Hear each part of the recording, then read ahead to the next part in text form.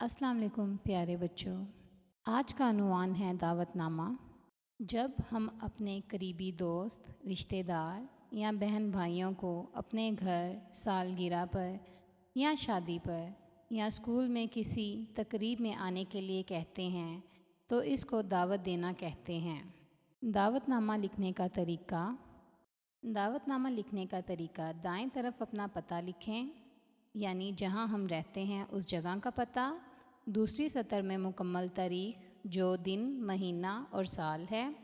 تیسری سطر میں القاب، یعنی جس کو آپ خط لکھ رہے ہیں، دوست، بھائی، بہن یا چچا، ماموں۔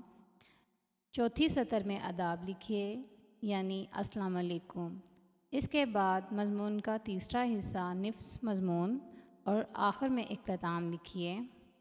لفافے پر پتہ لکھنے کا طریقہ: اختتام: نام جس کو خط بھیجا جا رہا ہے، مکان، نمبر، محلہ۔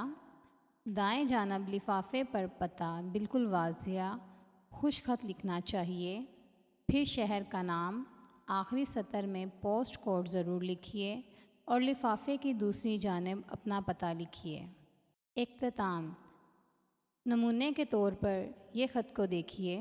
فرض کریں آپ عباس ہیں اور عبدالرحمن کی دعوت میں گئے تھے۔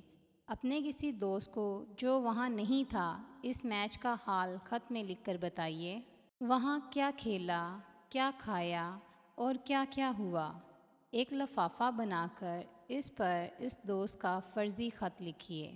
آپ اپنے ہم جماعت کو اسکول کے پتے پر بھی خط لکھ کر پوسٹ کر سکتے ہیں۔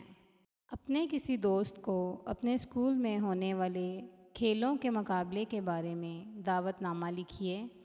بہتر بنانے کی تجاویز دیجیے۔ شکریہ۔